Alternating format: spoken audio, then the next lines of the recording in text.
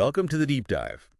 Today we're digging in, literally, to look at soil aeration and temperature. Yeah, two factors that are, well, absolutely fundamental, but often fly under the radar. Exactly. They control so much plant life, soil chemistry, even bigger environmental cycles. Mm-hmm.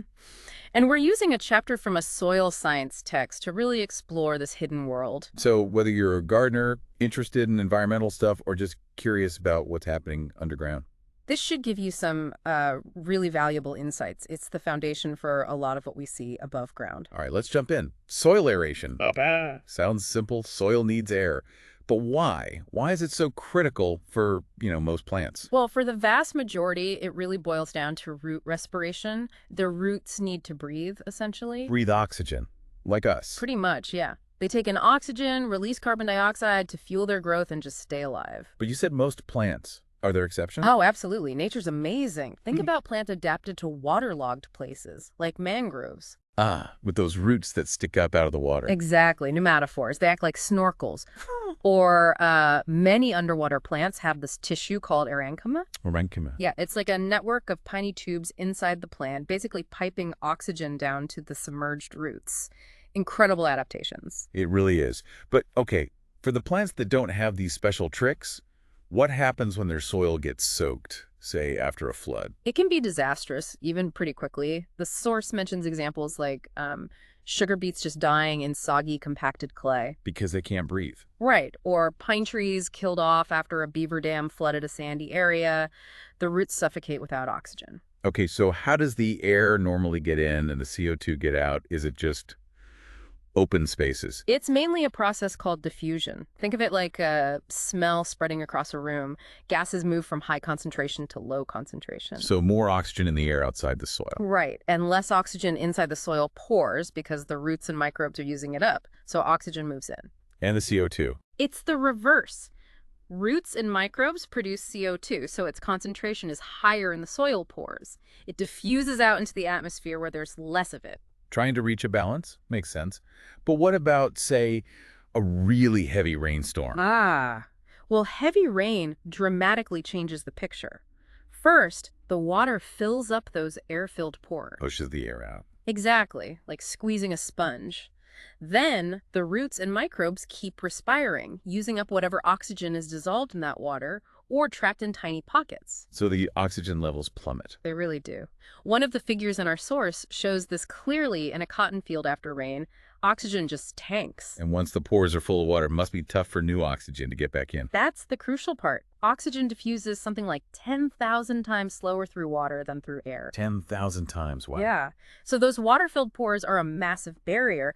And what's interesting is even in soil that seems just moist, not saturated, the tiny pores inside the soil clumps, the aggregates, can still be waterlogged. So oxygen struggles to reach the very center of those clumps. Meaning you can have little oxygen-free zones, even in generally okay soil. Precisely. Anaerobic microsites, another figure shows this using microsensors. It's quite localized. Okay, so lack of oxygen directly hurts the plants. But the source brings up something called redox potential, eh? What's that connection? Redox potential, or it's basically a measure of the tendency of the soil environment to gain or lose electrons. Think of it like the soil's electrical charge state. And how does oxygen, or lack of it, affect that? Hugely. When oxygen runs out because the soil is waterlogged, the GAD drops significantly. This kicks off a whole cascade of chemical changes. A cascade? Like what? Well, the soil microbes, they still need to respire to get energy. If there's no oxygen to accept electrons, They find something else. Exactly. You start using other substances in a predictable sequence as the keeps dropping. First, any leftover oxygen, then nitrate, then manganese compounds, then iron compounds. Iron. Is that why waterlogged soils sometimes get those weird gray or bluish colors? That's it, exactly. Oxidized iron, Fe3 plus I, gives soils those reddish, brownish, yellowish colors. When it gets reduced to F2 plus in low oxygen, low EC conditions, you get those dull gray, blue, or greenish hues glaying. Several figures show these color changes. Fascinating. And it doesn't stop with iron. Nope. If conditions get even more reducing, microbes start using sulfate, which can produce hydrogen sulfide, that rotten egg smell. Yeah. And finally, under very reducing conditions, they'll even use forms of carbon, producing methane. Think swamps and paddy fields. So it's like a whole different chemical world opens up when oxygen disappears. It really is. And these reactions are all linked to specific ranges. A table in the source lays out this sequence nicely. Does soil pH play a role in this too? It does. The specific A value at which a reaction happens, like nitrate reduction, can shift depending on whether the soil is acidic or alkaline. So pH affects redox. And redox can affect pH. For example, when iron is reduced from F3 plus to F2 plus AS, it tends to consume acidity, potentially raising the soil pH slightly. It's all interconnected. Okay, this redox chemistry, is it just about soil colors and smells, or are there practical implications? No, definitely practical. Our source gives a great example using chromium pollution. Chromium, like industrial waste. Yeah, the toxic form is Cr6 plus A. But if you add organic matter to the contaminated soil, it decomposes, uses up oxygen, lowers the A, and that low A condition converts the toxic Cr6 plus into Cr3 plus A, which is much less toxic and doesn't move around in the soil. So you can basically immobilize the pollutant by manipulating the redox conditions. Wow, using soil chemistry for cleanup, that's clever.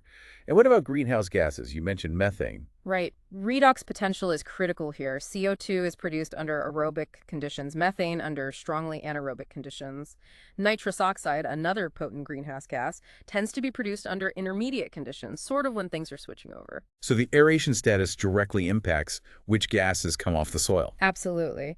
And one figure suggests there's an A window, kind of a sweet spot, where the combined global warming potential from CO2, N2O, and methane is minimized. Sweet spot. Yeah, roughly between negative 0.15 and plus 0.18 volts based on the source material.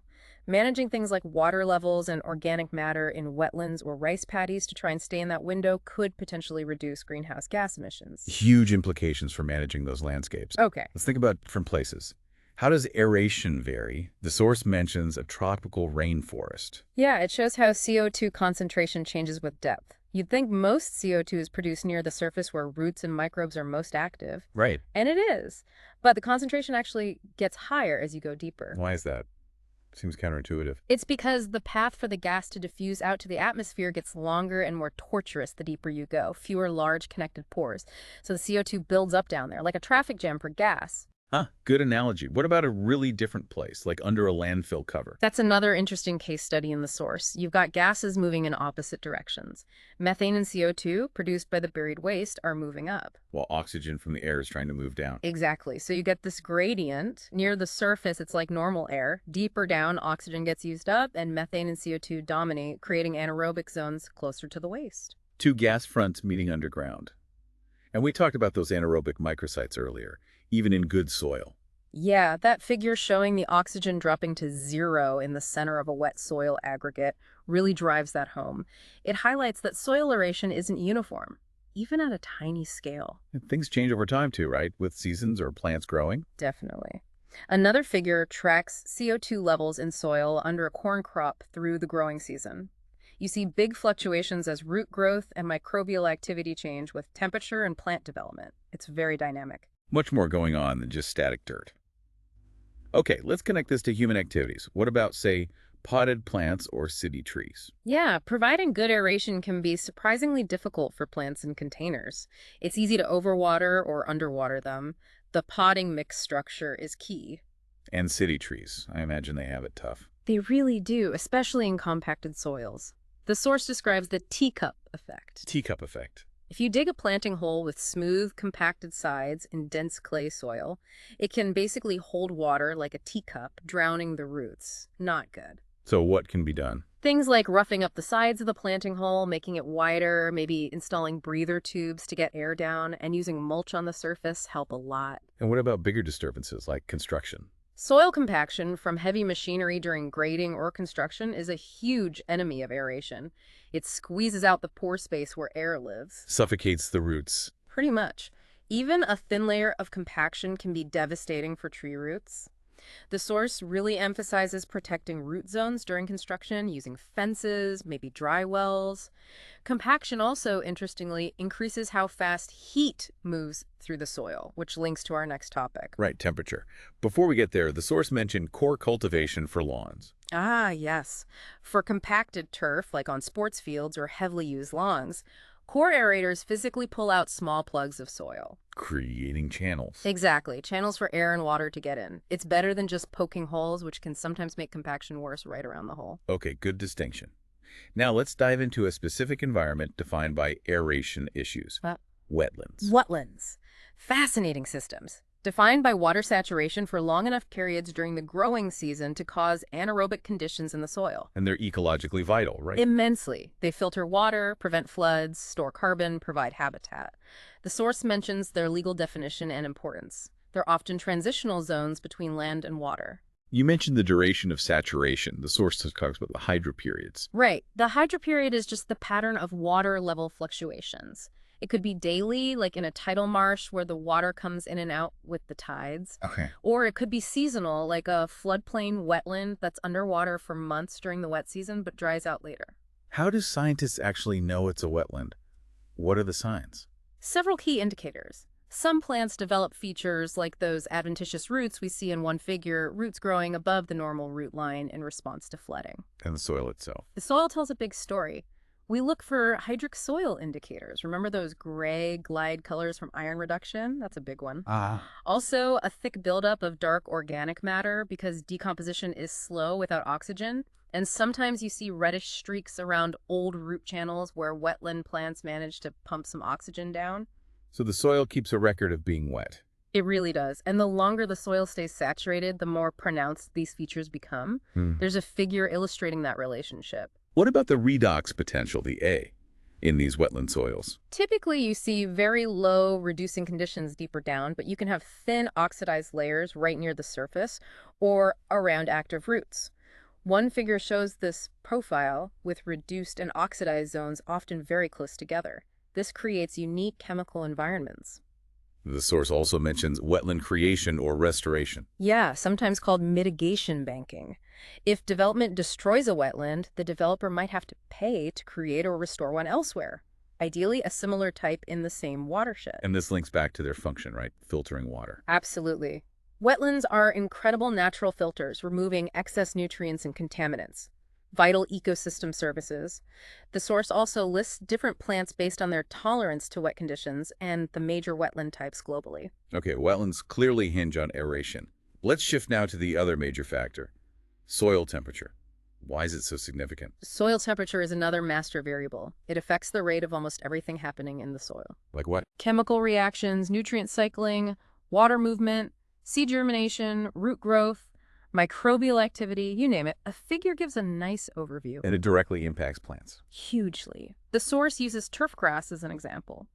A study found soil temperature actually affected the grass quality more than air temperature did. More than air temp. Wow. Yeah. High soil temps stress plants out, and cold soil temps cause problems too, like winter burn on evergreens. Winter burn. Imagine a sunny winter day. The leaves warm up and lose water, but the roots are in frozen or very cold soil and can't absorb water fast enough to replace it. So leaves dry out and turn brown. So cold soil limits water uptake even if the air is okay. What about warmer soils? What do they speed up? Primarily biological activity. Warmer soils mean faster decomposition of organic matter by microbes. Which releases nutrients. Right, like nitrogen through mineralization. But it also releases more carbon dioxide through respiration. So warming soils can impact both fertility and carbon storage. There are figures showing this increased release. The source also talks about frost heaving. That sounds damaging. It can be. It happens when water in the soil freezes, expands, and forms ice lenses that push soil, rocks, even small plants or fence posts upwards. When it thaws, they don't always settle back down. It can wreck plant roots and foundations. Yikes. And fire. How does fire affect soil temperature in a lasting way? Fire is interesting. The intense heat can vaporize organic compounds on the surface. These gases move down into cooler soil layers and condense on soil particles. Creating what? A waxy water repellent layer.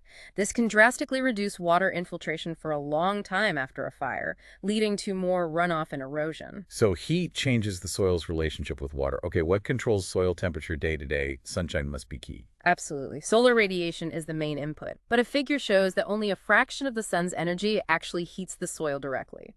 A lot goes into evaporating water or gets reflected. And the angle matters, right? Yep. Like hillsides. Definitely. Slope aspect is huge. South-facing slopes in the northern hemisphere get much more direct sun, so their soils are significantly warmer than north-facing slopes. There are figures and a table illustrating this and how different surface covers heat up differently. Makes sense. What about the soil itself? Does its makeup matter for temperature? Yes, two key properties are specific heat, how much energy it takes to raise the temperature, and thermal conductivity, how well it transfers heat. And what affects those? Water content and compaction are major factors. Water has a high specific heat, meaning it takes a lot of energy to warm up wet soil, but it also increases thermal conductivity compared to air. So wet soil heats slowly but transfers heat well once warm. Sort of. And compacted soil with particles packed tightly transfers heat faster than loose soil. So a wet, compacted soil generally conducts heat most rapidly. Okay, the source mentions using soil's thermal properties in building design. Yeah, because soil changes temperature much slower than air due to its high specific heat and insulating properties, earth-sheltered buildings can use the ground to help moderate indoor temperatures. Pretty neat. It is. Now, mulch. We said it helps aeration sometimes. How does it affect temperature? Mulch is basically an insulator. It slows heat transfer between the soil and the air. So it keeps soil cooler in summer. Right, and warmer in winter. It dampens the daily and seasonal temperature swings. Several figures show this moderating effect, keeping temperatures less extreme. It even affects snowmelt. Like a blanket for the soil. Does temperature change much with depth? Yes, there's a significant lag. The surface heats and cools quickly with the daily cycle, but those changes penetrate downwards slowly. Deeper soil layers have much more stable temperatures. A figure shows this time lag clearly. Okay, last bit, human impacts again. Tree removal. Farming. Removing trees generally makes soil temperatures more extreme, hotter in summer, colder in winter, because you lose the shade and insulation of the canopy. Compaction from logging can also alter heat flow. And farming. Well, conventional tillage exposes bare soil, which heats up faster, but no-till systems leave crop residues on the surface, acting like mulch, keeping soils cooler, especially in spring. So farmers sometimes use plastic mulch. Exactly. Especially clear plastic. It traps solar radiation, creating a greenhouse effect that warms the soil significantly faster. This helps get crops started earlier, particularly in cooler climates or with no-till systems. There are figures and tables showing this effect. This has been, well, a really comprehensive look underground. It's amazing how aeration and temperature are so tightly linked and control so much. Absolutely. From tiny microbes to entire ecosystems, these two factors are constantly interacting and shaping the soil environment. Hopefully you listening now have a better feel for those unseen dynamics, whether it's in your garden, a forest, or a wetland. Yeah, the ground isn't just static stuff. It's a living, breathing, thermally active system. And it leaves you with a thought, doesn't it? Thinking about how we build cities, farm, manage forests. We're constantly changing soil aeration and temperature, sometimes without even realizing it. What are the long-term knock-on effects of those changes? Exactly. Something to consider next time you're out and about. Take a look at the soil with maybe a new perspective on the air and heat within it.